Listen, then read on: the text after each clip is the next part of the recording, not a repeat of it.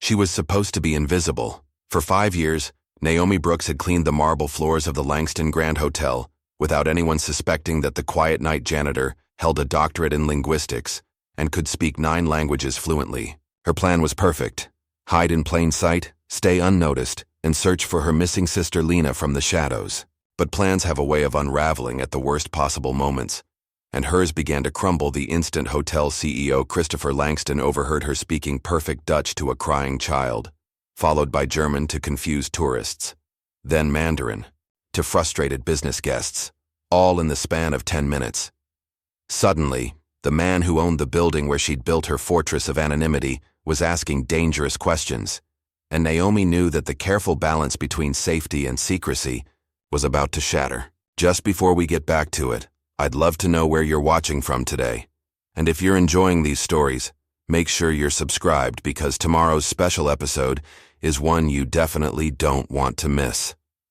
The fluorescent lights hummed overhead as Naomi Brooks adjusted her cleaning cart for another night at the Langston Grand Hotel. At 11:30 p.m., the marble lobby gleamed under the soft amber lighting, and the faint sounds of late-night conversations drifted from the hotel bar. She moved with quiet efficiency, her movements practiced after 5 years of working the night shift.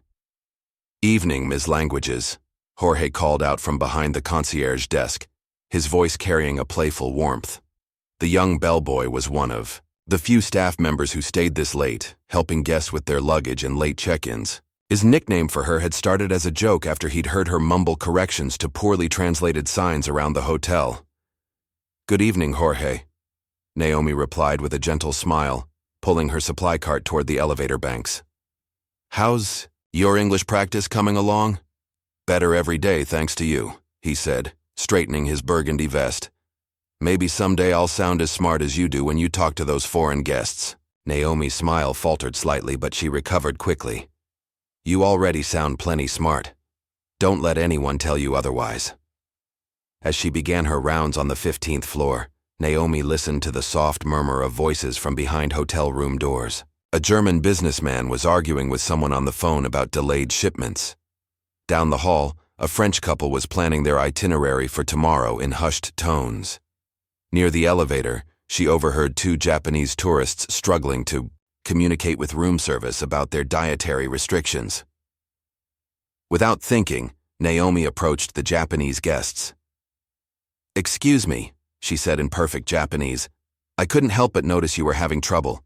The kitchen can prepare vegetarian meals if you call extension 427 and ask for the dietary accommodation menu." The elderly woman looked surprised and grateful. "Arigato gozaimasu. Your Japanese is excellent. Are you from Japan?" "No, but I studied there briefly," Naomi replied, then quickly excused herself before they could ask more questions. She'd learned to keep these interactions short. 3 floors down, she noticed a small error on the multilingual evacuation sign near the stairwell. The Arabic translation was incorrect, a potentially dangerous mistake. She made a mental note to mention it to maintenance in the morning, though she'd have to be careful about how she phrased her concern. Meanwhile, on the 42nd floor, Christopher Langston stepped out of the elevator with visible frustration etched across his face. His dinner meeting with the Swiss investment group had ended abruptly when their translator failed to show up, leaving both parties unable to properly communicate the finer details of their proposed partnership. At 38, Christopher had built the Langston Hotel empire through careful attention to detail and personal relationships with international clients. Tonight's failure felt like a significant setback. He loosened his tie as he walked toward his private office, intending to review some contracts before heading home. The hallway was quiet except for the distant sound of a vacuum cleaner running somewhere below. Christopher valued the late-night solitude of his hotel. It gave him time to think without the constant interruptions of daily operations. As he passed the children's sitting area near the family suites, he heard a soft voice speaking what sounded like Dutch. Curious, he slowed his pace and peered around the corner. A young girl, maybe 8 years old, was sitting alone on one of the small couches, tears streaming down her face. Kneeling beside her was a woman in a janitor's uniform, speaking in gentle, fluent Dutch. "It's okay, sweetheart. Naomi was saying. I know you're scared because you can't find your parents, but the nice people at the front desk are helping look for them. The little girl looked up with wide eyes. You speak Dutch? But you don't look like you're from Holland, Naomi smiled. Warmly. I speak your language. Actually, I speak 9 languages. Would you like me to teach you how to say help in English so you can ask for assistance if you need it again? Christopher stepped closer, intrigued. He'd never seen any of his cleaning staff interact with guests in foreign languages, and certainly not with such natural fluency. 9 languages? The girl asked, her tears slowing. Dutch, English, French, German, Spanish, Japanese, Mandarin, Arabic, and Russian. My favorite is the one we're speaking now because it sounds like music. The child giggled for the first time since her parents had left for the hotel spa, not realizing she couldn't go with them. Christopher watched as Naomi patiently taught the girl a few English phrases, then helped her use the house phone to call the front desk in English. Within minutes, the girl's parents arrived, apologizing profusely in Dutch for the confusion. Naomi translated their concerns to the front desk staff, ensuring they understood the family's needs going forward. As the family headed back to their room, Christopher emerged from the shadows. Excuse me, he said, approaching Naomi as she returned to organizing her cleaning supplies. She looked up, startled to see the CEO of the hotel chain standing before her. Mr. Langston, I'm sorry, I was just helping. Don't apologize, he said, studying her face. I'm curious about something. You said you speak 9 languages? Naomi's expression became guarded. I pick up languages easily. Is there a problem with me helping guests? No problem at all, I'm just impressed. Christopher switched to French. Parlez-vous vraiment français couramment? Without hesitation, Naomi responded in perfect French. Oui, je parle français couramment. J'ai vécu à Paris pendant 1 an. Christopher's eyebrows rose. He tried German next. Und Sie sprechen auch Deutsch? Ja, natürlich, she replied smoothly. Deutsch war eigentlich eine meiner ersten Sprachen. Switching to Mandarin, Christopher continued his test. Ni shende hui juzong yuyan ma? Shide wo hui juzong yuyan. Ni shangting na yizong? Naomi replied, then added with a slight smile, though your Mandarin pronunciation could use a little work on the tones. Christopher stood there momentarily speechless. In 30 years of international business, he'd rarely encountered someone with such natural linguistic ability, let alone someone working as a janitor in his hotel. Where did you learn all these languages? Naomi's demeanor shifted, becoming more closed off. I've always been good with languages. I should get back to work now. Wait, Christopher said, but Naomi was already moving toward the elevator with her cart. I'd like to talk more about this. Maybe you could help with some of our international guest services. I'm fine with my current position, thank you, Naomi said firmly, stepping into the elevator. The doors closed before Christopher could respond further. He stood alone in the hallway, replaying the conversation in his mind. There was something about her manner of speaking, her vocabulary, the subtle confidence in her linguistic corrections, that suggested formal education. Yet according to his mental image of the staff roster, she was listed simply as night custodial staff. 20 minutes later, Christopher found Jorge restocking brochures in the lobby. Jorge, can I ask you something about Naomi?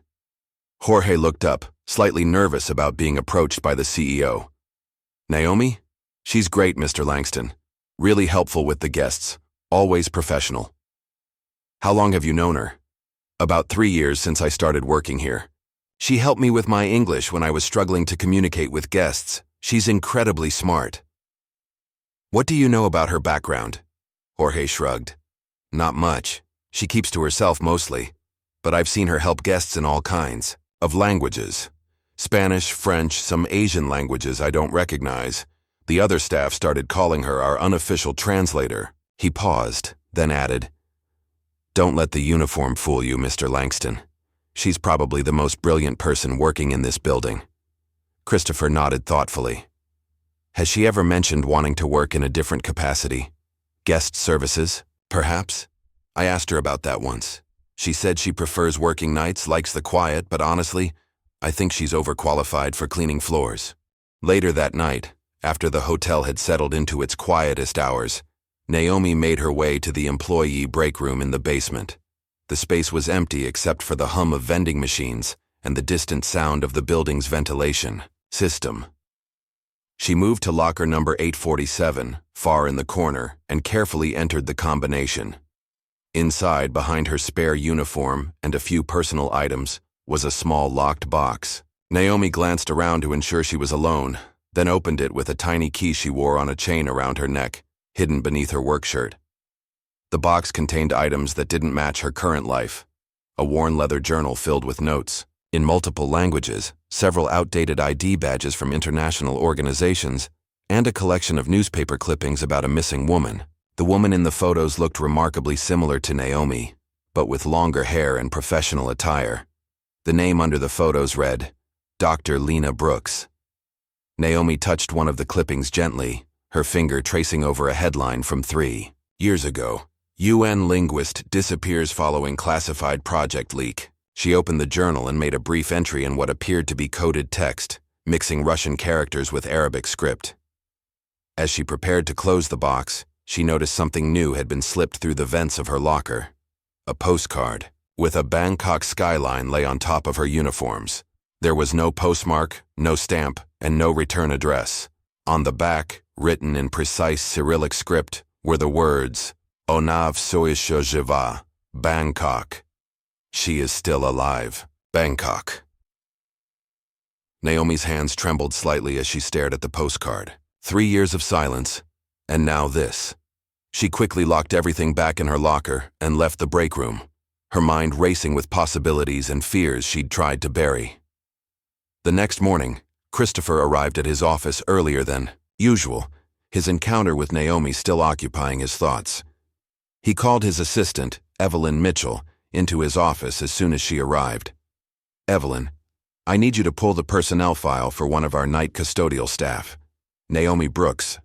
Evelyn, a sharp woman in her early 40s who prided herself on knowing every detail of the hotel's operations, raised an eyebrow. The cleaning lady? Is there a problem? No problem. I'm considering her for a different position. Just get me her file. An hour later, Evelyn returned with a thin manila folder. This is odd, Mr. Langston. Her file is unusually sparse. Basics, contact information, emergency contact and employment start date from 5 years ago. No previous employment history, no educational background, no references. Christopher flipped through the meager paperwork. How is that possible? Don't we require background checks? We do, but it looks like she was hired during that staffing shortage we had in 2020. Maybe the protocols were relaxed. Evelyn studied his face. May I ask why you're suddenly interested in a janitor? She helped a guest last night, spoke multiple languages fluently. I'm thinking she might be useful in guest services. Evelyn's expression grew skeptical. Mr. Langston, with respect, we have trained multilingual staff in guest services. I'm not sure promoting cleaning staff sets the right precedent. Christopher closed the file, noting Evelyn's tone. Thank you. That will be all. Over the next few days, Christopher found reasons to be in areas where Naomi worked during her shift. He told himself it was simple curiosity about an underutilized employee, but truthfully, he was fascinated by the mystery she represented. On Wednesday evening, he encountered her cleaning the conference room where his morning meeting with a German pharmaceutical company would take place. Guten Abend, Naomi, he said, testing whether her German fluency was as impressive as he remembered. Guten Abend, Herr Langston, she replied without looking up from polishing the conference table. Wie geht es Ihnen heute? Gut, danke. I have a meeting here tomorrow with some German executives. Any advice on cultural considerations? Naomi paused in her cleaning.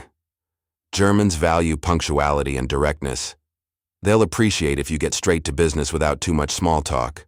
Also, they might expect a more formal presentation style than American companies typically use. Christopher was struck by her insight. You seem to know a lot about German business culture. I pay attention, she said simply, returning to her work. Naomi, can I ask you something? Why do you work the night shift? You clearly have skills that could be better utilized in other positions. She straightened up. her expression becoming guarded again. "I like the quiet, and I'm good at what I do. But surely you must want something more. Your linguistic abilities are remarkable. Mr. Langston, I appreciate your interest, but I'm content with my current position. I prefer to keep my work and personal life separate." Christopher sensed the conversation was over, but he couldn't shake the feeling that there was so much more to discover about this woman. The following evening, Naomi was in the lobby when she noticed Jorge struggling with some paperwork at the concierge desk. She approached him quietly. "What's troubling you?" Jorge looked up with frustration. "There's this scholarship exam I want to take for community college, but the practice tests are all in formal English, and some of the vocabulary is really difficult." "Show me," Naomi said, settling beside him. For the next hour, she patiently explained complex English grammar concepts, helped him understand idiomatic expressions, and even taught him memory techniques for vocabulary retention. Jorge was amazed at her teaching ability. "Naomi, you should be a professor or something. The way you explain things makes everything so clear." "Teaching is just about understanding how people learn differently," she replied. "You're smart, Jorge. You just need to trust yourself more." From across the lobby, Christopher watched their interaction. He'd come down to check on some late-arriving guests, but found himself observing Naomi's natural teaching ability. There was something about her patience and expertise that spoke to formal training. Meanwhile, Evelyn had begun her own investigation into Naomi. Something about the timing of Christopher's sudden interest bothered her, and the thin personnel file raised red flags. She spent her lunch break searching online for any trace of Naomi Brooks from before her employment at the hotel. What she found was troubling. There was virtually no digital footprint for Naomi Brooks prior to 5 years ago. No social media, no public records, no educational credentials.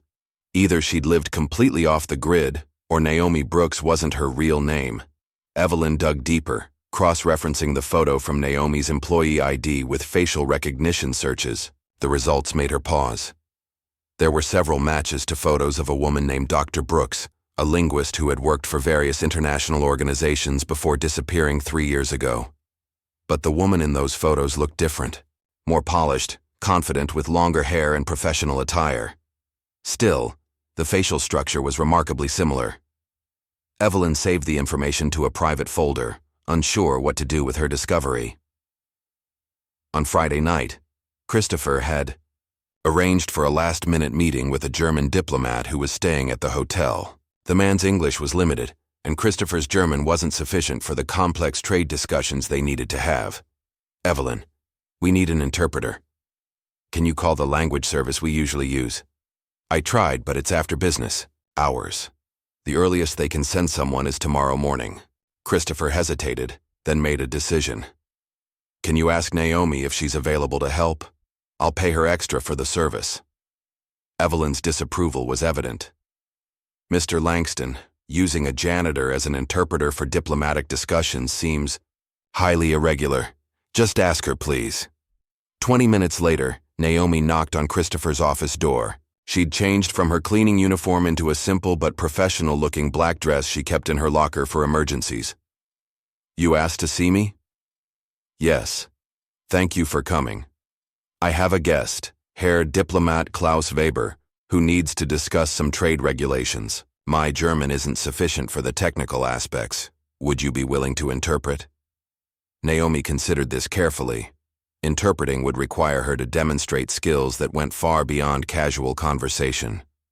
But Jorge had mentioned that the scholarship application deadline was approaching and the extra money could help with his fees. "I can help," she said finally. The meeting lasted 2 hours. Christopher watched in amazement as Naomi seamlessly translated complex economic and legal terminology between English and German.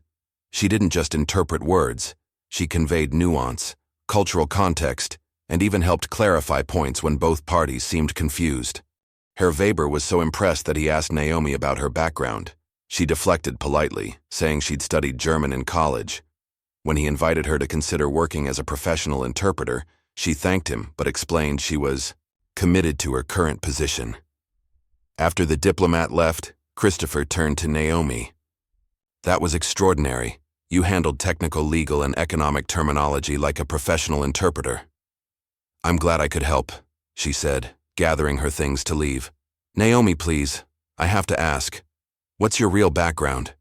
That level of interpretation skill requires years of training. She paused at the door. Mr. Langston, I've helped you with what you needed. I'd appreciate it if we could leave it at that. But you're wasting your talents here. With your abilities, you could... Could what? She interrupted, her voice sharp for the first time. Could have a different life. Could be someone else. Some of us don't get to choose who we become, Mr. Langston.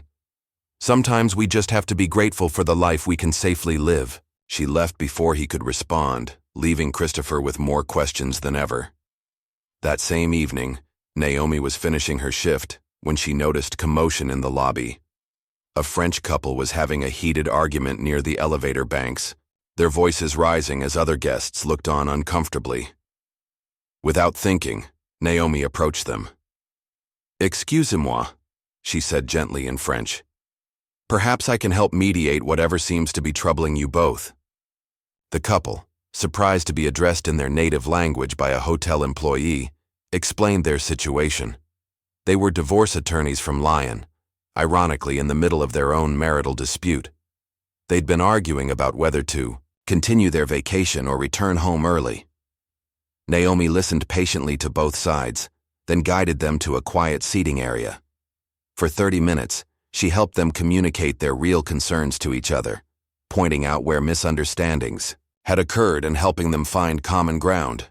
You both came here to reconnect, she said finally. Perhaps the question isn't whether to stay or go, but how to use this time to remember why you fell in love in the first place. The couple looked at each other with newfound understanding. They thanked Naomi profusely and headed upstairs together, their argument forgotten. Christopher, who had witnessed the entire interaction from the hotel bar, was struck by Naomi's natural diplomatic abilities. She hadn't just translated language, she'd translated emotion and intent, helping two people understand each other on a deeper level. Later that night, as Naomi prepared to leave work, she found an envelope that had been slipped under the employee break room door. Inside was a photograph of a woman who looked exactly like her, but with different hair and clothing. On the back, someone had written, LB Thailand Operation 2022. With the photo was a torn corner of what appeared to be a classified document, with partial text visible. Linguistic Pattern Analysis for Behavioral Modification. Subject: L. Brooks demonstrated exceptional... Naomi's heart raced as she stared at the image. The woman in the photo was her sister Lena, and this was confirmation that she was connected to some kind of operation in Thailand. But who had sent it, and why now? Jorge found her standing frozen in the break room, the photo trembling in her hands. Naomi? Are you okay? You look like you've seen a ghost. She quickly tried to hide the photo, but Jorge had already seen it. That woman looks exactly like you. Who is she? Naomi sat down heavily in one of the plastic chairs, suddenly feeling the weight of 3 years of secrecy. She's my sister. Her name is Lena, and she's been missing for 3 years. Jorge sat beside her. Missing? Like, kidnapped? I don't know. She was working for the United Nations as a linguist. One day she just disappeared. No trace, no explanation. I've been looking for her ever since. Is that why you're working here? You're hiding? Naomi nodded slowly. I used to work for international organizations too. After Lena disappeared, I tried to find out what happened to her, but asking questions made me a target, so I disappeared. Too changed my name, took jobs where no one would look for someone with my background. Jorge studied her face. But someone found you anyway. That's what this photo means, isn't it? I think so. And I think they want me to know they have her. What are you going to do? Naomi looked at the photo again, then at Jorge's concerned face. I don't know. For 3 years, I've been invisible, safe. But if there's a chance Lena is alive, you'll do whatever it takes to find her, Jorge finished, even if it means risking everything I've built here. The next day, Christopher called Naomi to his office. When she arrived, he gestured to a chair across from his desk. I've been thinking about our conversation yesterday and I realize I may have been pushy about your background. That wasn't appropriate. Thank you for understanding. However, I do have a proposal. We're hosting a cultural gala next week for international investors. I'd like to offer you a temporary position as a cultural liaison and interpreter for the event. The pay would be substantial, and it would be a one-time engagement if you prefer. Naomi considered this. The extra money could help Jorge with his scholarship, and it might also provide an opportunity to learn more about the international business community that had once been part of her world. What would be required? Greeting international guests, helping with any language barriers, ensuring they feel welcome and understood. Nothing too formal, but it would require you to interact with some very influential people. I'll do it, she said, surprising herself with the quick decision. Christopher smiled. Excellent. Evelyn will coordinate the details with you. As Naomi left his office, she wondered if she was making a mistake. Re-entering the world of international business, even temporarily, felt like stepping back into dangerous territory. But the photo of Lena had changed everything. If someone was sending her messages about her sister, they might be connected to the kind of people who would attend a high-profile international event. That evening, as she prepared for another night of cleaning, Naomi reflected on how much her carefully constructed invisible life was beginning to unravel. Christopher's curiosity, Evelyn's suspicion, and now mysterious messages about Lena. All of it pointed to the same conclusion. Her past was catching up with her, whether she was ready or not. The Langston Grand Hotel's ballroom had been transformed into an elegant showcase of international culture. Crystal chandeliers cast warm light over displays representing different countries, while servers circulated with cuisine from around the world. Christopher stood near the entrance, greeting arriving guests in his tailored black tuxedo, but his attention kept drifting toward the staff entrance where Naomi would soon appear. She emerged from the service corridor, wearing a navy blue dress that Jorge had helped her select from a nearby department store. Her hair was pulled back professionally, and she carried herself with a confidence that seemed different from her usual reserved demeanor. Christopher noticed immediately how the change in attire seemed to reveal a more polished version of the woman he'd been trying to understand. "You clean up well," Jorge whispered as he passed by with a tray of champagne glasses. He was working extra shifts to earn money for his scholarship application fees. "Thank you," Naomi replied quietly. "Remember what we practiced for your interview next week. Confidence, eye contact, and don't forget to mention your volunteer work at the community center." The first test of Naomi's abilities came when a group of Brazilian investors arrived speaking rapid Portuguese about concerns over their flight delay. Without hesitation, Naomi approached them with a warm smile. "Boa noite, bem-vindos ao Hotel Langston," she said smoothly. "Ouvi dizer que tiveram problemas com o voo. Posso ajudá-los com alguma coisa?" The Brazilians looked relieved to hear their native language. They explained their concerns about missing the opening remarks due to their late arrival. Naomi quickly coordinated with the event staff to provide them with printed summaries in Portuguese and ensured they were seated where they could still participate meaningfully in the evening's discussions. Christopher watched this interaction with growing admiration, but he wasn't the only one observing Naomi carefully. Across the room, a distinguished Japanese businessman named Mr. Takeda stood quietly by the window, his sharp eyes following Naomi's every move. When she began speaking in fluent Japanese to a group of Tokyo financiers, his expression shifted, from curiosity to something approaching recognition. As the evening progressed, Naomi found herself moving seamlessly between groups, translating technical discussions about international trade regulations, cultural nuances and business practices, and even helping resolve a misunderstanding between German and Korean investors about contract terminology. "The Korean concept of nunchi doesn't translate directly," she explained to the German delegation in their language. "It's about social awareness and reading situations intuitively.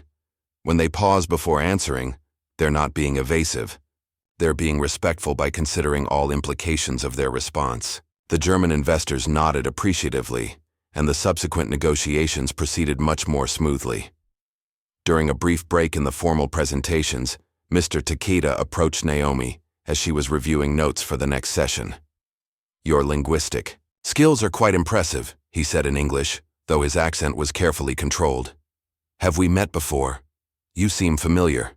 Naomi's professional smile never wavered, but Christopher noticed a subtle tension in her posture. "I don't believe so, Mr. Takeda. I would remember meeting someone of your stature in international business." "Perhaps," he said, studying her face. "You remind me of someone I once knew.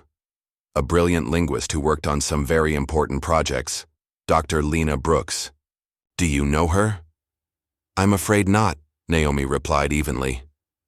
"Now, if you'll excuse me, I need to prepare for the next session." As she walked away, Takeda's eyes followed her with an intensity that made Christopher uncomfortable. He made a mental note to ask Naomi about the interaction later.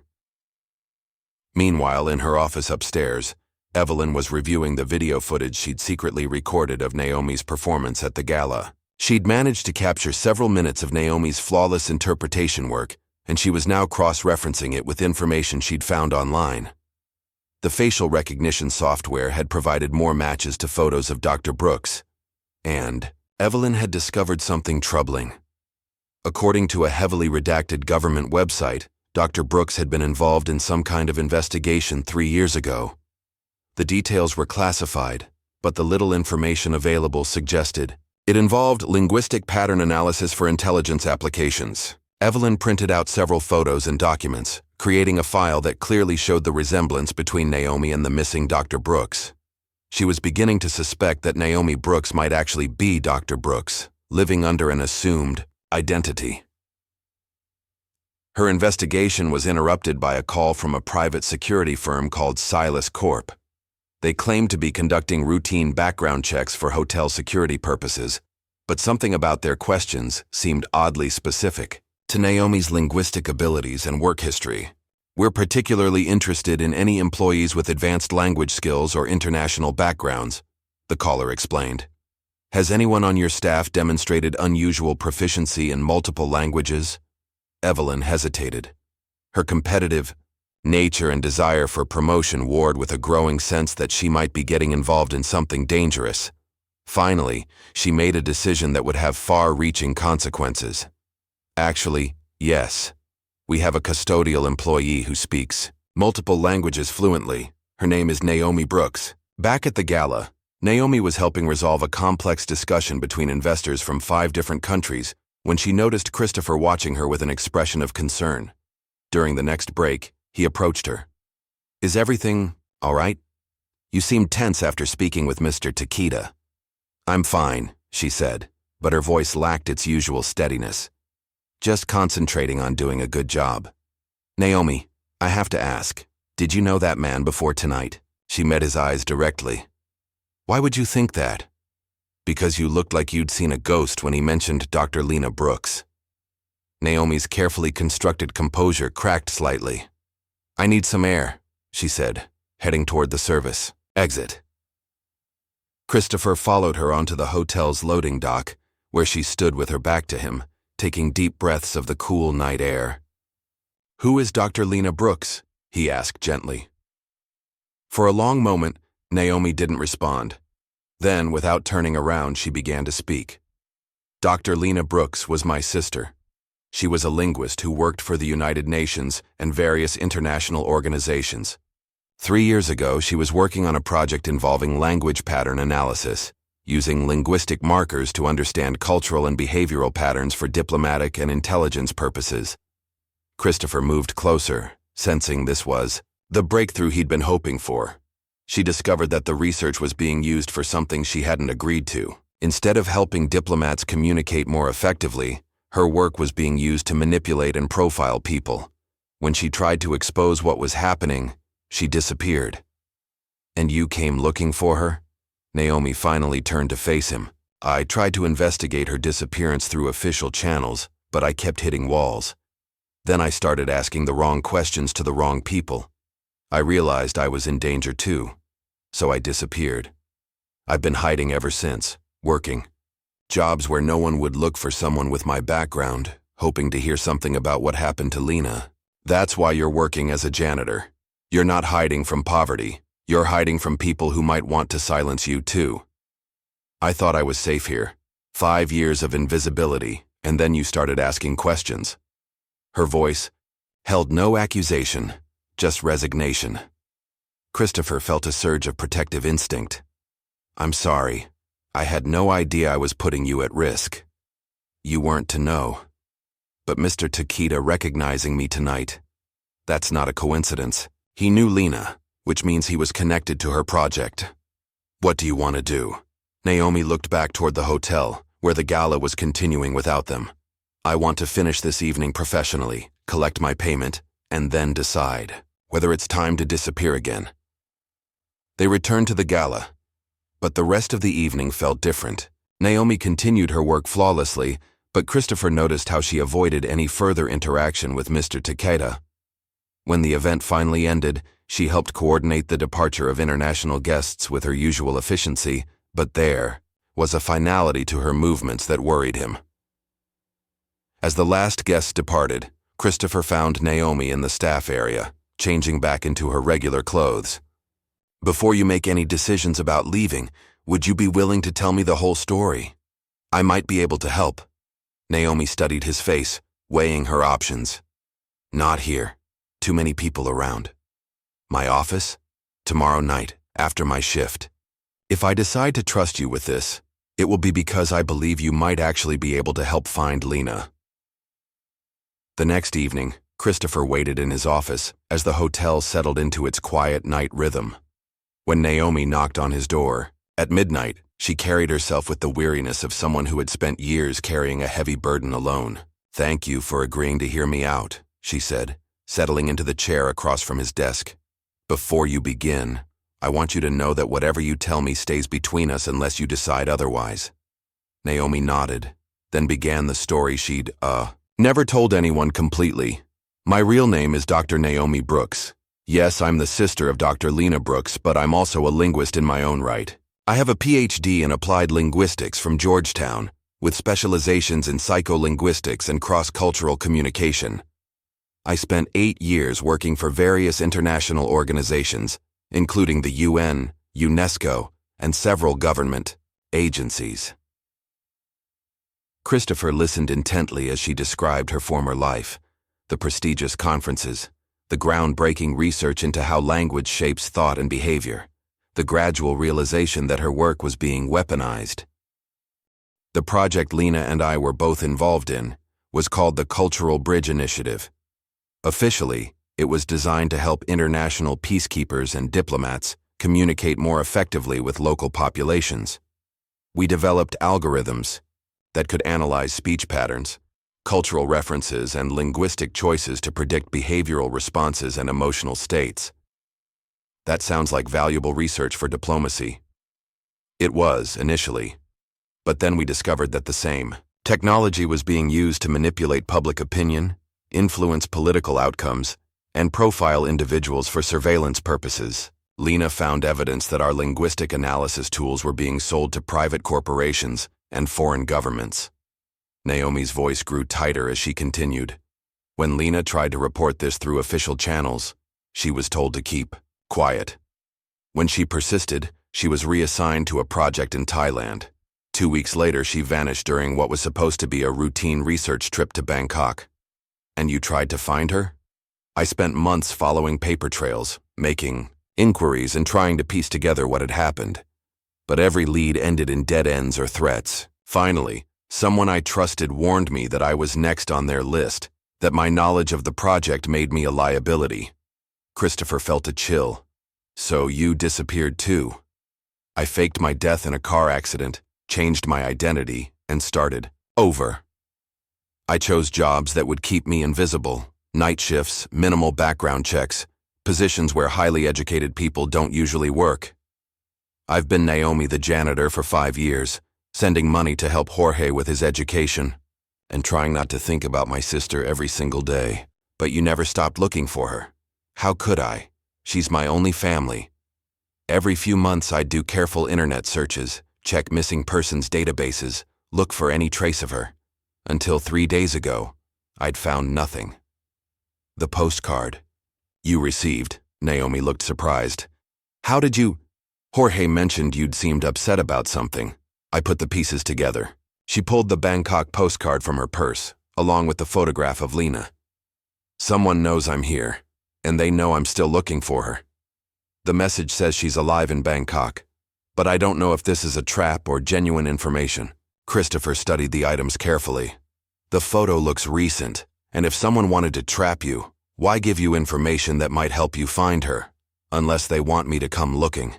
Maybe they need both sisters for something. Before Christopher could respond, his phone buzzed with a text message from Evelyn. Need to speak with you urgently about security concerns. Can you come to the lobby? I should check on this, Christopher said. Will you wait here? Naomi nodded, though something about the timing felt wrong to her. Downstairs, Christopher found Evelyn pacing near the front desk with a thick folder in her hands. Mr. Langston, I've discovered something about Naomi Brooks that you need to know immediately. What kind of something? She's not who she claims to be. I've been investigating her background, and I believe she's actually Dr. Lena Brooks, a missing person connected to a government investigation. Christopher's mind raced. Evelyn had the wrong sister, but her investigation could be equally dangerous. What exactly have you found? Evelyn opened the folder, revealing photos, documents, and printouts. Facial recognition matches, timeline correlations, and evidence of identity fraud. I've already reported this to Silas Corp for verification. You did what? Christopher's voice sharpened with alarm. Silas Corp contacted me yesterday asking about employees with linguistic abilities. When I saw this evidence, I realized we might have a fugitive working here. They're sending a team to interview her tomorrow. Christopher felt his stomach drop. Evelyn, you may have just put someone's life in danger. What do you mean? I can't explain now, but you need to call Silas Corp and tell them you made a mistake. Cancel that interview. I can't do that. If she's really Dr. Lena Brooks, there might be a reward. Evelyn, I'm ordering you to make that call, now. But it was too late.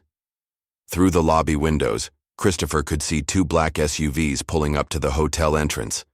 Men in dark suits were getting out, moving with the purposeful efficiency of a practiced team. Mr. Langston, one of them called, as they entered the lobby. We're here about Dr. Lena Brooks. We understand she's currently in the building. Christopher's phone buzzed with a text from an unknown number. They're here. Get out now. N. He looked toward the elevator, knowing. Naomi was still in his office, possibly trapped. The men were already spreading out, blocking the main exits. I'm sorry, he told the Silas Corp leader. I don't know anyone by that name. Sir, we have reliable information that she's here. This is a matter of national security. We'll need to search the building. Upstairs, Naomi had heard the elevator stop on Christopher's floor and the sound of multiple footsteps in the hallway. Years of living in hiding had given her excellent instincts for danger. She quickly sent the warning text to Christopher, then looked around his office for alternative exits. The office had a window that opened onto the hotel's old fire escape, a relic from the building's earlier incarnation that had been maintained for safety purposes. Naomi grabbed her purse and the evidence about Lena, then climbed onto the fire escape just as she heard voices outside Christopher's office door. Meanwhile, Jorge was finishing his shift in the lobby when he noticed the commotion. The men in suits were questioning hotel staff, and he overheard them asking about the woman who speaks multiple languages. His heart sank as he realized they were looking for Naomi. Thinking quickly, Jorge approached one of the men. Excuse me, are you looking for someone? We're looking for a woman who works here. She might be using the name Naomi Brooks. Oh, you just missed her, Jorge said with practiced innocence. She finished her shift about an hour ago, said something about visiting her cousin in Philadelphia this weekend. The man's expression sharpened. Are you certain? Yeah, I helped her carry some stuff to her car. Old blue Honda, I think. Seemed like she was in a hurry. While Jorge was misdirecting the search team, Naomi made her way down the fire escape, to the alley behind the hotel. She knew her apartment would be compromised soon, if it wasn't already. Everything she'd built over the past 5 years was about to disappear again. She was about to leave the alley when her phone buzzed with another message from the unknown number. Storage Unit 247, Riverside Self-Storage. Key taped under sink in employee break room. Everything you need to know about Thailand. A friend, Naomi hesitated. Another mysterious message. Another potential trap. But the mention of Thailand and the specific location of a key suggested someone with inside knowledge of both her situation and the hotel layout. Making a dangerous decision, she circled back to the hotel's service entrance. The Silas Corp team was still focused on the main areas, giving her a narrow window to reach the employee break room. She found the key exactly where the message indicated, taped under the sink where she'd hidden her own secrets for years. Attached to it was a note. Your sister is alive, but she's not the only one in danger now. The storage unit contains everything we could save from the Thailand operation. Use it wisely. Agent Marcus Webb. Naomi recognized the name. Marcus Webb had been Lena's handler during the Cultural Bridge Initiative, one of the few people in the intelligence community who had tried to protect her sister when things went wrong. As she prepared to leave for the storage facility, Naomi heard the distinct sound of someone being forcibly escorted through the hotel corridors. Through a crack in the break room door, she saw Christopher being led toward the exit by two Silas Corp agents. Her heart clenched. Christopher had tried to help her, and now he was being taken because of her secrets, but there was nothing she could do for him until she understood what was in that storage unit and what Marcus Webb had been trying to tell her. 20 minutes later, at the Riverside self-storage facility, Naomi used the key to open Unit 247. Inside were boxes of documents, recording equipment, and what appeared to be surveillance files. But most importantly, there was a video message addressed to her. She plugged the USB drive into an old laptop that was also in the storage unit. Marcus Webb's face appeared on the screen, looking haggard and worried. Naomi, if you're watching this, it means the situation has escalated beyond our ability to contain it. Your sister is alive, but she's being held at a facility in Thailand as part of an ongoing operation. The same people who took her are now coming for you. The video continued with detailed information about the Thailand facility, security protocols, and a warning that Silas Corp was planning to use both sisters for an expanded version of the linguistic manipulation program. I've included everything I could gather about the facility's location and the people involved. But Naomi, you need to understand, this isn't just about rescuing Lena anymore. The technology you both helped develop is being used on a massive scale. If you don't stop this, your research will be used to manipulate millions of people. As the video ended, Naomi sat in the dim storage unit, surrounded by evidence of a conspiracy that went far deeper than she'd imagined. Her phone buzzed with another message. Hotel is clear. Where are you? See, Christopher had been released, but for how long? And how much time did she have before Silas Corp realized they'd been misdirected and expanded their search? Naomi made a decision that would change everything. Instead of running again, she would fight back. But first, she needed to get Christopher and Jorge to safety, and then figure out how to mount a rescue mission to Thailand with resources she didn't have, and skills she'd been hiding for 5 years. The message she sent back to Christopher was simple. Safe for now. Meet me at Jorge's apartment tomorrow at 8 p.m. Bring any travel documents you have. We're going to Thailand. Christopher's hands trembled slightly as he decoded the GPS coordinates embedded in Naomi's encrypted message. The sophisticated technique of hiding location data within sound waves spoke to a level of training that went far beyond anything he'd imagined. The coordinates pointed to an isolated compound on a small island 30 kilometers south of Bangkok, accessible only by boat or helicopter. Jorge arrived at his cramped apartment that evening to find Christopher and Naomi hunched over his laptop, studying satellite images and facility blueprints that Marcus Webb had included in the storage unit files. This is insane, Jorge said, setting down groceries he'd picked up to avoid suspicion. You're talking about breaking into what looks like a military compound in a foreign country. It's not military, Naomi corrected, pointing to architectural details on the screen. It's designed to look like a research facility, but the security measures are purely defensive. They're not expecting an assault. They're expecting to keep people in, not out. Christopher had spent the day making arrangements under the pretense of exploring hotel expansion opportunities in Southeast Asia. His business connections had made it relatively easy to secure a private jet and establish a credible cover story for traveling to Bangkok with associates. I still have contacts from my whistleblower days, Jorge offered, surprising them both. Before I came to work at the hotel, I helped expose a labor trafficking ring. Some of the people I worked with are in Thailand now, running legitimate operations, but still connected to underground networks. Naomi looked at Jorge with new respect. You never mentioned that background. You never mentioned being a UN linguist, he replied with a slight smile. We all have our secrets. Meanwhile, across the city, Evelyn sat in her apartment staring at her phone. She'd received 3 calls from Silas Corp demanding to know why. Their operation at the hotel had failed to locate their target. The final call had been threatening, making it clear that her cooperation was no longer optional. She'd also been researching Silas Corp more thoroughly and discovered connections to several international incidents involving missing persons and corporate espionage. The realization that she'd potentially delivered Naomi to dangerous people was keeping her awake at night. When her phone rang again, she was surprised to see Christopher's number. Evelyn, I need to ask you something, and I need you to be completely honest with me. Mr. Langston, I'm sorry about yesterday. I think I made a terrible mistake. Are you being pressured by Silas Corp to continue helping them find Naomi? Evelyn's silence was answer enough. Listen carefully, Christopher continued. They're not law enforcement, and Naomi isn't a criminal. You've gotten involved in something much more serious than you realized. Can you stall them for 48 hours?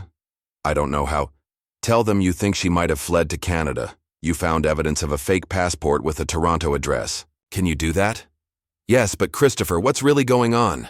I can't explain everything now, but I promise you'll understand soon.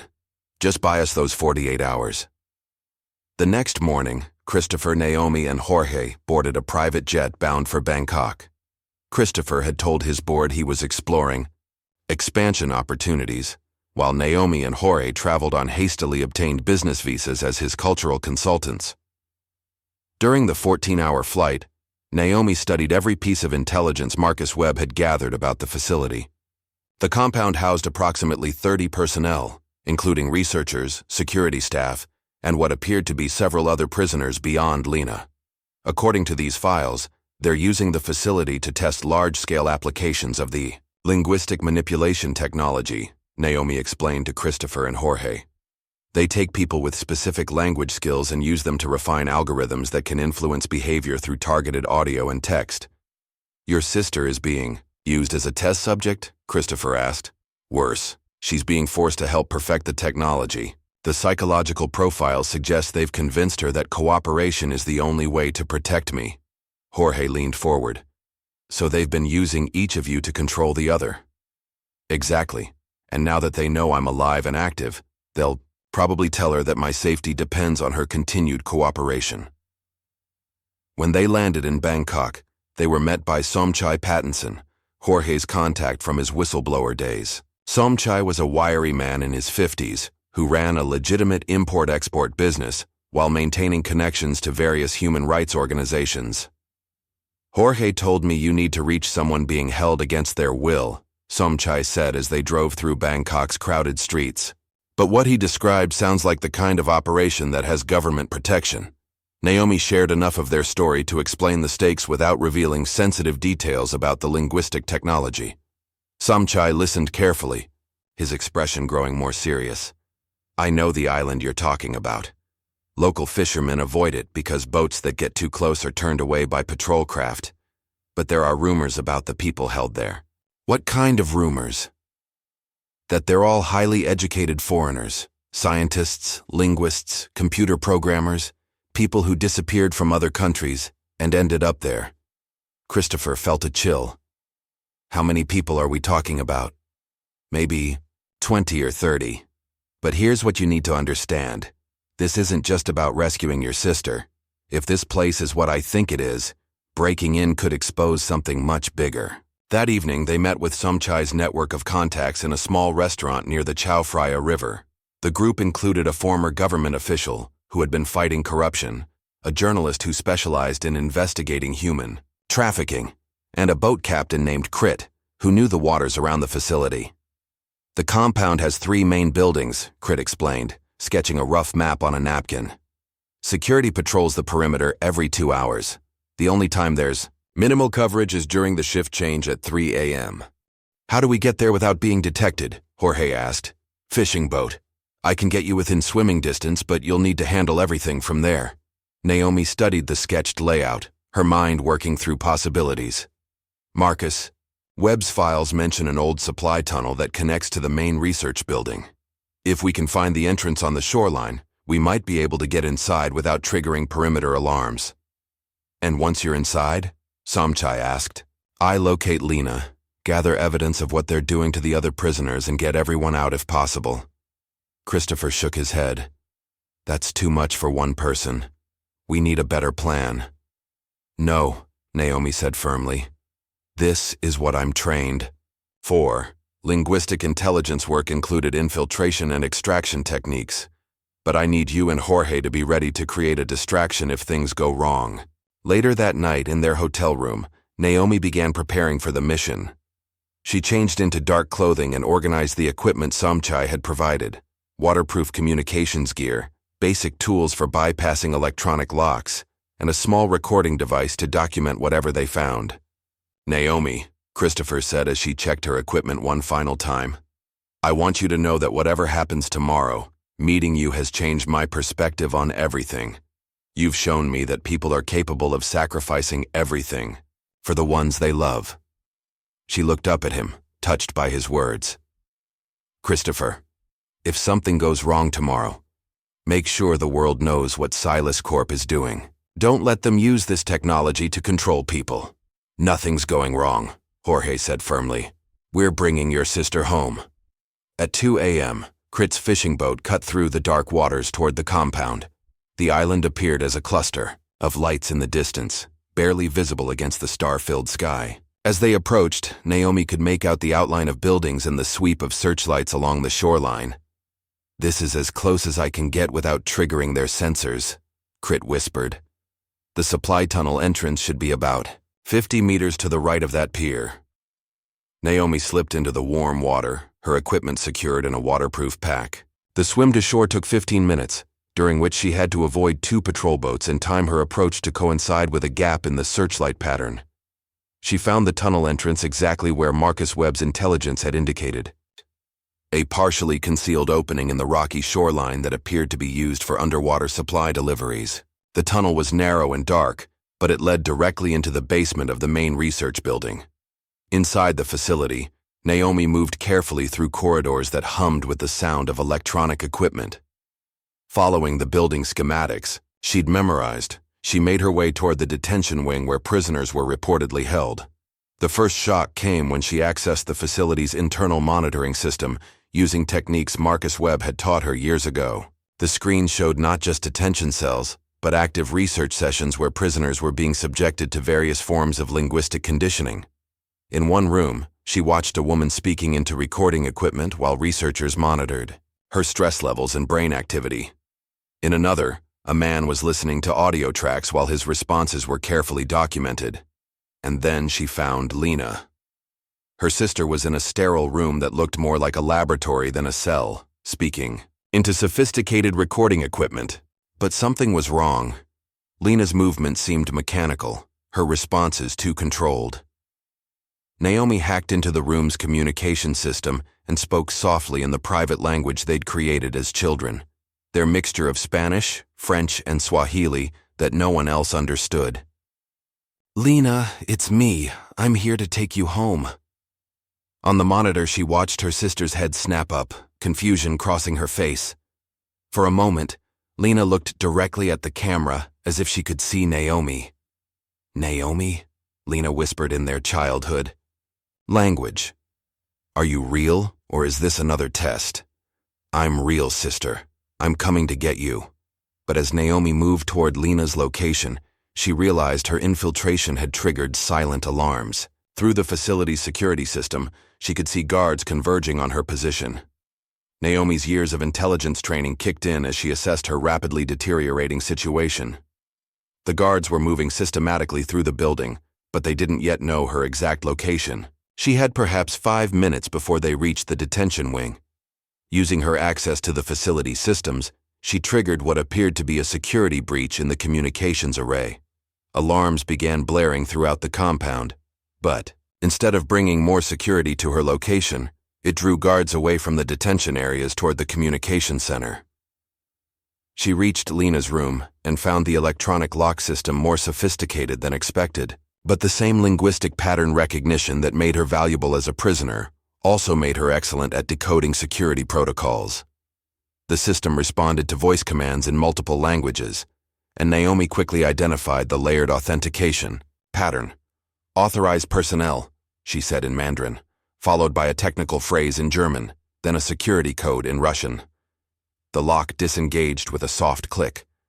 Lena looked up as the door opened, and for a moment, neither sister spoke. 3 years of separation and trauma had changed them both, but the recognition was instant and profound. "Naomi," Lena whispered, tears streaming down her face. "I thought they had killed you." "I'm here now," Naomi said, embracing her sister carefully. Lena felt fragile, and her responses seemed delayed, as if she was struggling to process reality. "Lena, we need to leave. Can you walk?" They've been giving me medications to help me focus on the work. My mind feels cloudy." Naomi quickly examined the medical chart attached to Lena's equipment. Her sister had been subjected to a combination of psychological conditioning and pharmaceutical intervention designed to make her compliant and productive. "Listen to me," Naomi said in their childhood language. "Remember when we built that fort in the backyard? You said we were explorers who could go anywhere if we stuck together. We're going to explore our way out of here." The familiar memory seemed to penetrate Lena's mental fog. She stood more steadily, her eyes becoming clearer. "There are others," Lena said, "in the cells down the hall. Scientists, linguists, programmers. They're using all of us to perfect the system." Naomi made a decision that went against every survival instinct. "Show me." They moved quickly through the detention wing, where Naomi discovered 12 other prisoners, all being held in similar conditions. The men and women were from various countries, all with advanced degrees in linguistics, computer science, or cognitive psychology. "We can't save everyone," Lena said pragmatically. "The security response will be too strong." "Yes, we can," Naomi replied, accessing the detention system's central controls. "But we need to move fast." Meanwhile, outside the facility, Christopher and Jorge waited anxiously on Crit's boat. They'd been monitoring radio chatter and could hear increased security activity on the island. "Something's gone wrong," Jorge said, watching searchlights sweep the water more frantically than before. Christopher's phone buzzed with a message from an unknown number. "Hotel security compromised. Evelyn captured.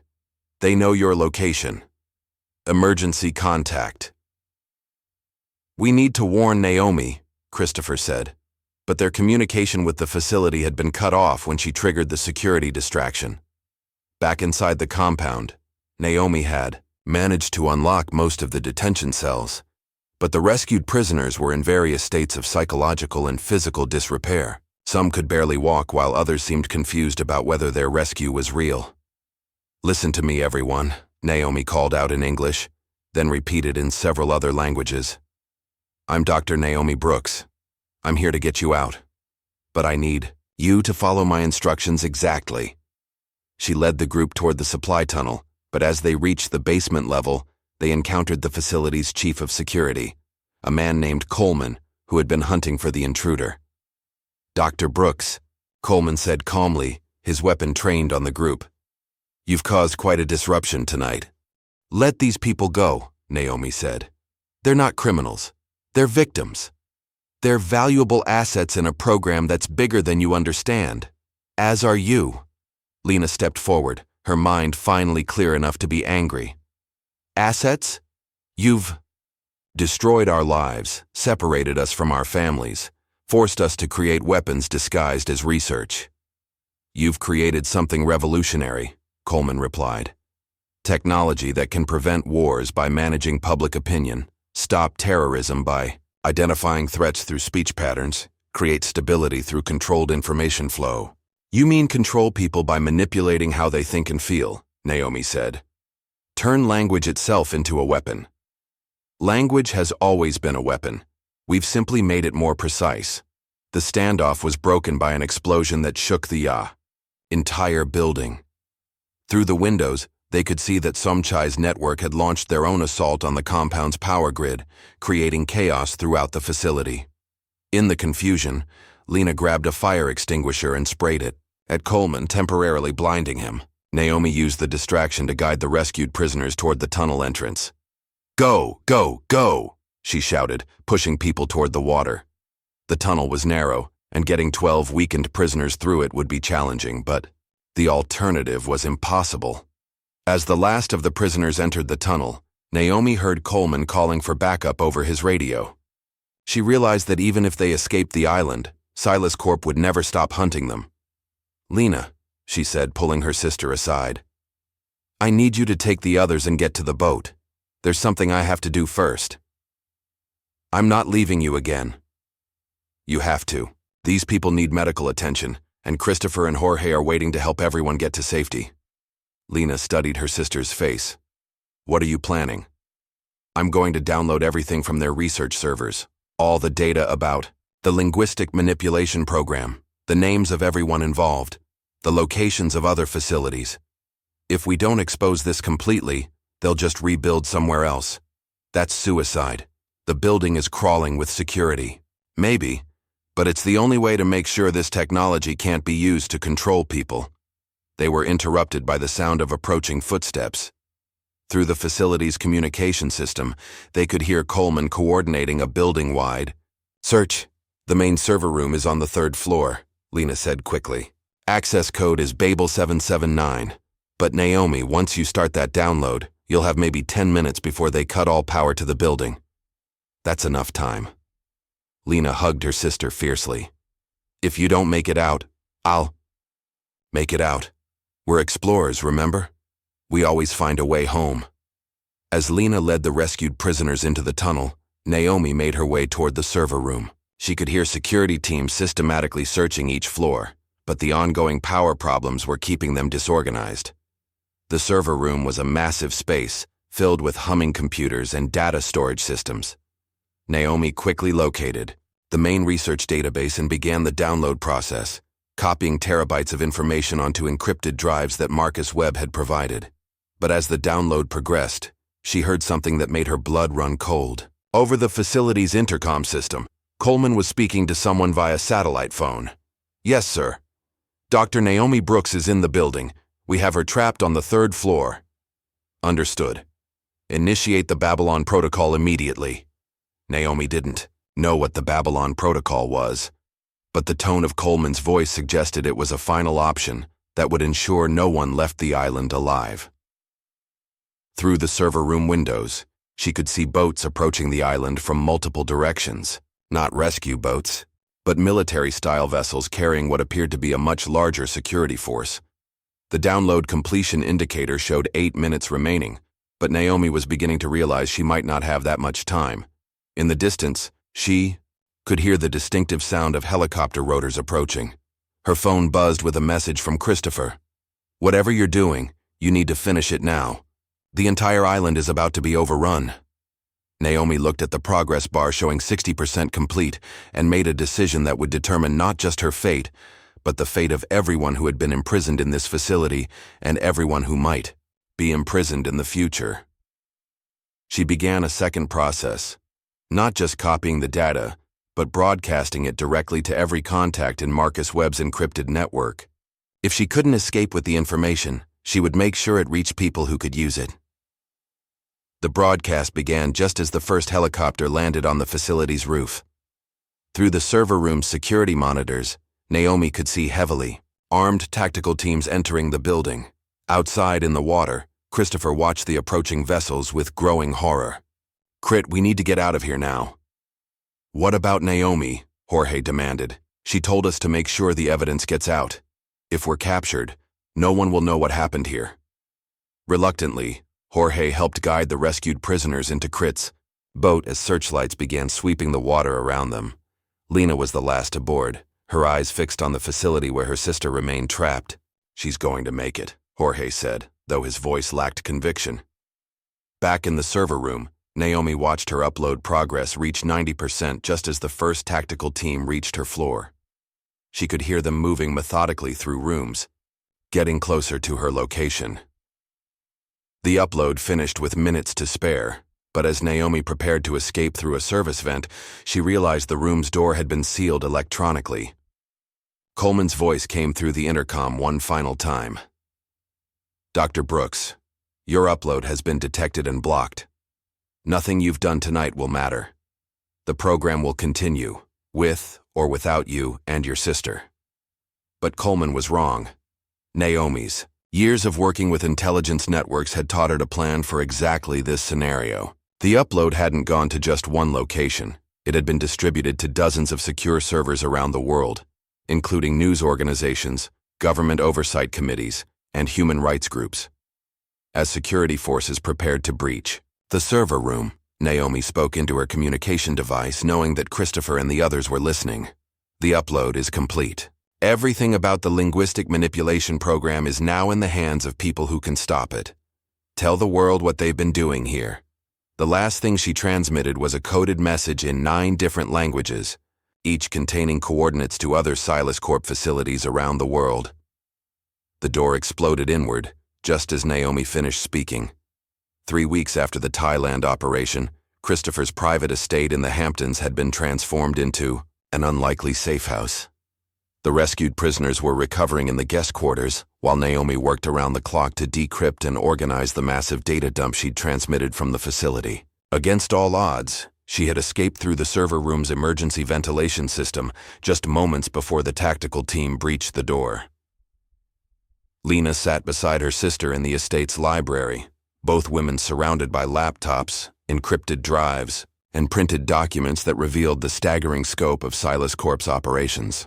The pharmaceutical conditioning was gradually leaving Lena's system, and her natural brilliance was reasserting itself. "The linguistic manipulation program is operating in 47 countries, Lena said, reviewing a classified spreadsheet. "They're not just targeting individuals anymore, Naomi. They're influencing entire populations through embedded audio and social media, streaming services, even emergency broadcast systems." Naomi rubbed her tired eyes. "Look at this," she said, pointing to another document. "They've been selling customized manipulation packages to corporations, political campaigns, and foreign governments. A company can literally purchase the ability to make their products seem more appealing through subliminal linguistic triggers."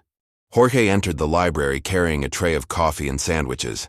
His scholarship interview had been postponed due to the crisis, but he'd thrown himself into helping organize the evidence with the dedication of someone who understood the stakes. "Christopher's on a conference call with his legal team," Jorge reported. "They think we have enough evidence to bring down Silas Corp completely, but there's a problem." "What kind of problem?" Naomi asked. "The same people who were using this technology are now trying to discredit us. They're claiming we're terrorists who attacked a legitimate research facility." Before anyone could respond, Evelyn's voice came from the doorway. "That's because half the government officials who should be investigating this are on Silas Corp's payroll." Everyone turned to see Evelyn standing in the entrance, looking exhausted but determined. Christopher had arranged for her release from Silas Corp custody through his legal connections, but she'd spent several days in detention being questioned about her role in the hotel incident. "Evelyn," Naomi said carefully, "I want you to know that I don't hold you responsible for what happened. You were manipulated too. Thank you for saying that, but I need to take responsibility for my actions." Evelyn moved into the room, accepting a cup of coffee from Jorge. "During my debriefing with Silas Corp, I learned something important. They're planning to activate what they call Protocol 7, a large-scale deployment of the manipulation technology during next week's Global Economic Summit." Christopher appeared in the doorway, his phone still pressed to his ear. "Hold on," he said to whoever he was speaking with, then covered the phone. "Protocol 7? What does that involve?" "World leaders, business executives, and financial ministers from 90 countries will be in one location," Evelyn explained. "Silas Corp plans to use the summit's simultaneous translation system to influence major economic and political decisions through embedded linguistic programming." Lena looked up from her computer. "They could literally reshape global policy by making certain ideas seem more logical or appealing to the summit participants." We have to stop it, Naomi said simply. Christopher finished his phone call and joined the group. I've been speaking with Senator Patricia Williams, who chairs the Senate Intelligence Committee. She's agreed to arrange a closed hearing for us to present our evidence, but it won't happen until after the summit. That's too late, Jorge said. If they succeed with Protocol 7, they'll have demonstrated that the technology works on a global scale. Even if we expose them afterward, the damage will be done. Naomi stood up, her mind working through possibilities. Then we don't wait for official channels. We go public ourselves. How? Christopher asked. Silas Corp controls significant media, resources, and they're already working to discredit us. We use their own technology against them, Naomi said, a plan forming in her mind. Jorge, remember when you helped that activist group broadcast unauthorized content through satellite feeds? Jorge's eyes lit up with understanding. You want to hack into the summit's translation system. Not hack. Replace. If we can substitute our own linguistic programming for theirs, we can use the same channels they plan to use. But instead of manipulation, we'll broadcast truth. Evelyn leaned forward. That's incredibly dangerous. If you're caught interfering with an international summit. If we don't interfere, world leaders will make decisions based on artificial influence, Lena pointed out. That's even more dangerous. Christopher was quiet for a moment, weighing the risks. Finally, he spoke. What would you need to make this work? Access to satellite communication equipment, someone who understands the summit's technical infrastructure, and about 72 hours to prepare the counter-programming. I can provide the equipment and technical access through Langston Corp's communications division, Christopher said. But this means putting my entire company at risk. Christopher, Naomi said gently, I won't ask you to do that. You've already done more than enough. No, he replied firmly. You've shown me that some things are more important than corporate profits or personal safety. If this technology isn't stopped, it will change the fundamental nature of human communication and free will. Over the next 3 days, the group worked with desperate intensity. Naomi and Lena created linguistic counter-programming designed to neutralize Silas Corp's manipulation techniques while simultaneously revealing their existence to the summit participants. Jorge coordinated with his activist network to establish secure communication channels, while Evelyn used her corporate connections to gather intelligence about the summit's security protocols. Christopher faced the most difficult challenge. His board of directors had caught wind of his involvement in what they perceived as anti-corporate activism, and several major shareholders were demanding his removal as CEO. The board meeting is tomorrow, he told Naomi during one of their planning sessions. They're going to vote me out. I'm sorry, Naomi said. This is my fault. No, it's not. This is the first time in my life I've used my resources for something that actually matters. Whatever happens with the company, I don't regret it. The morning of the Global Economic Summit, Naomi sat in a makeshift command center that Christopher had established in his estate's communications room. Multiple screens showed feeds from the summit location in Geneva, while sophisticated equipment allowed them to monitor and potentially override the translation system. Silas Corp's programming starts broadcasting in 6 hours, Lena reported, monitoring intercepted communications. They're using a cascading activation system. The manipulation effects will build gradually throughout the day, becoming strongest during the final policy discussions. Are we ready? Christopher asked. Naomi looked around at her unlikely team. A CEO who had risked everything, a janitor turned whistleblower studying for his college entrance exams, a corporate assistant seeking redemption, and her sister whom she'd thought lost forever. Jorge, you're monitoring Silas Corp's security frequencies. Let us know the moment they detect our intervention. Evelyn, you're coordinating with Senator Williams' staff to ensure our evidence reaches the right people as soon as we go public.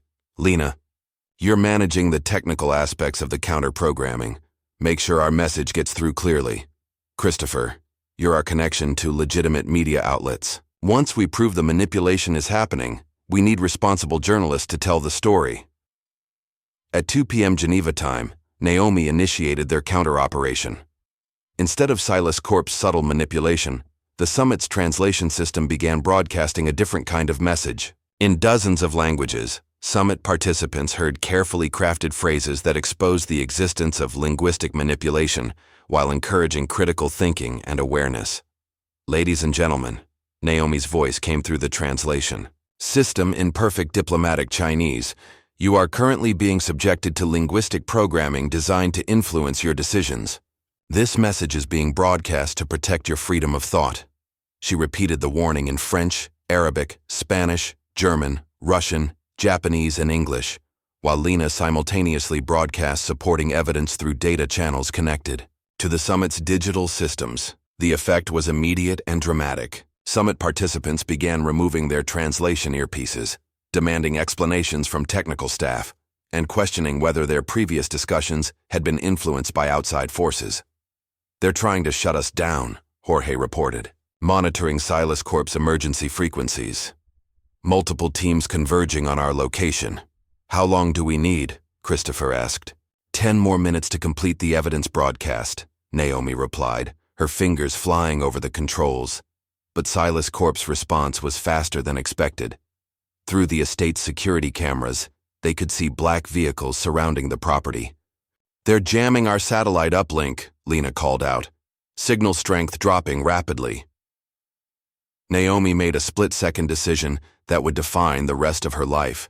She activated a backup system that Jorge had helped her prepare, a distributed network that could continue broadcasting even if their primary location was compromised.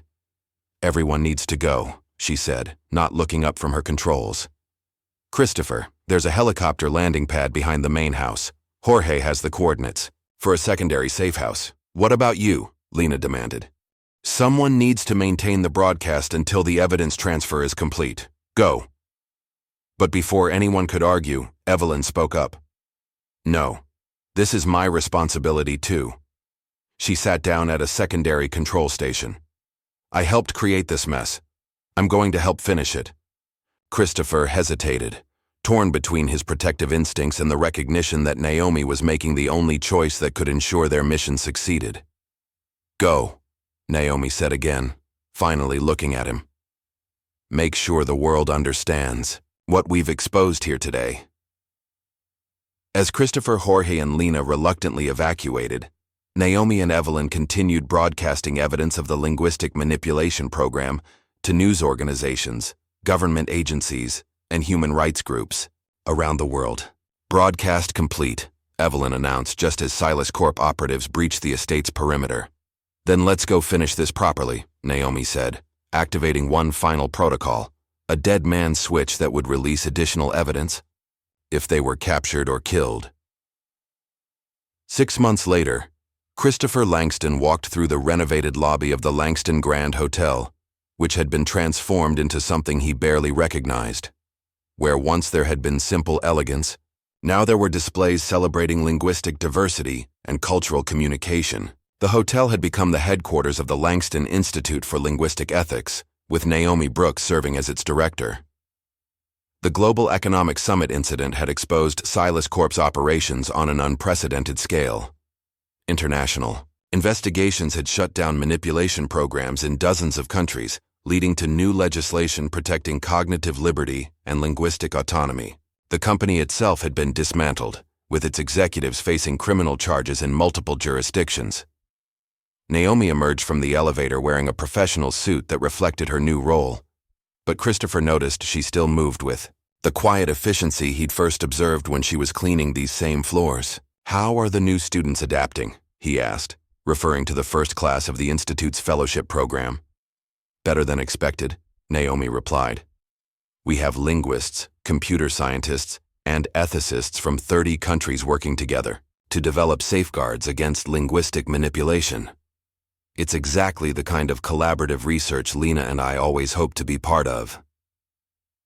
They walked together toward the conference room, where Naomi was scheduled to address a gathering of international delegates. The room was packed with representatives from governments, universities, and human rights organizations, all seeking to understand and prevent the misuse of linguistic technology.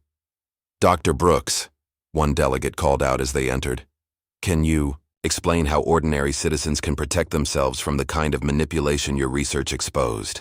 Naomi moved to the podium with the same calm confidence she'd once brought to comforting confused hotel guests. The first defense is awareness, she began, her voice carrying easily through the room. When people understand that language can be weaponized, they become naturally more critical of the information they receive. She continued her presentation in multiple languages, seamlessly switching between English, French, Spanish, and Mandarin as she addressed different delegation groups directly. Christopher watched from the back of the room, still amazed by her abilities even after all this time. The second defense is education. We're developing programs to teach people how to recognize linguistic manipulation techniques. Just as we teach children to be cautious of strangers, we need to teach them to be cautious of language that tries to bypass their critical thinking.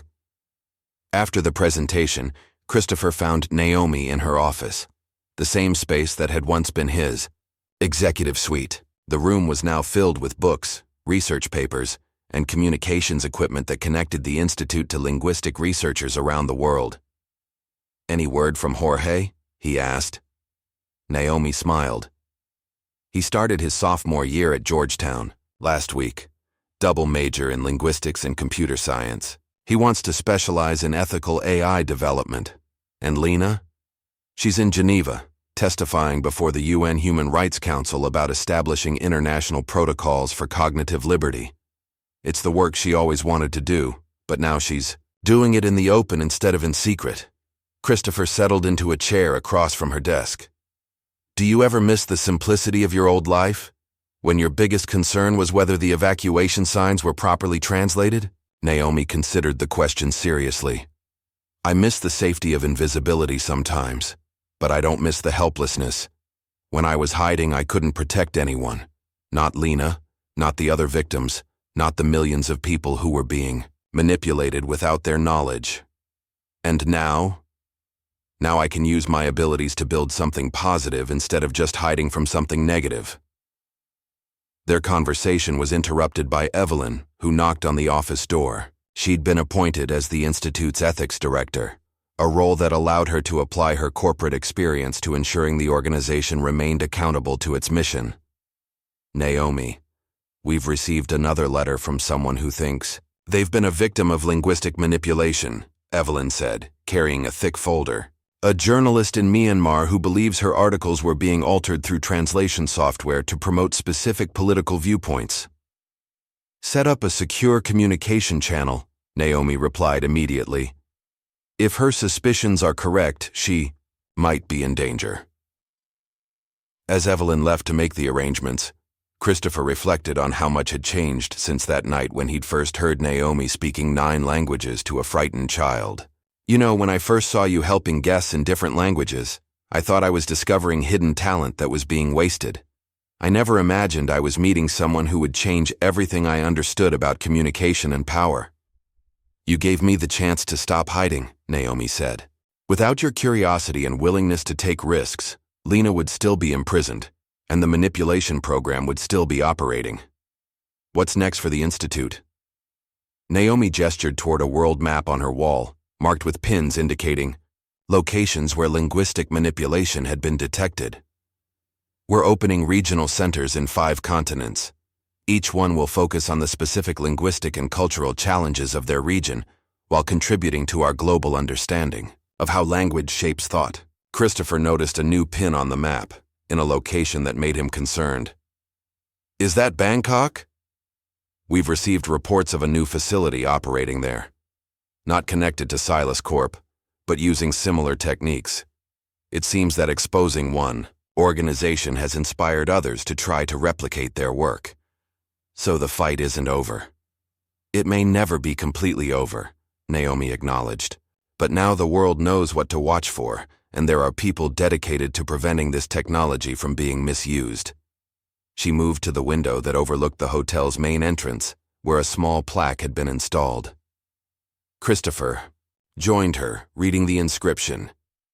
"In memory of Dr. Marcus Webb and all those who sacrificed their safety to protect human freedom of thought." "He would be proud of what you've built here," Christopher said. "I hope so. But Marcus always said that the real victory isn't stopping one threat. It's creating systems that can recognize and respond to new threats as they emerge. As evening approached, Naomi prepared to begin her old routine of walking through the hotel, but now her purpose was different. Instead of cleaning floors and emptying trash cans, she was checking on the security of the Institute's research and ensuring that the former hotel rooms, now converted to offices and laboratories, were properly secured for the night. Jorge called. As she was making her rounds, his voice excited with the energy of a college student discovering new possibilities. "Naomi, you should see the research project I'm working on," he said. "We're developing an app that can detect manipulation techniques in real time and alert users when they're being targeted." "That sounds promising. How does it work?" "It analyzes the linguistic patterns in text and audio, looking for the kind of embedded triggers you taught us to recognize.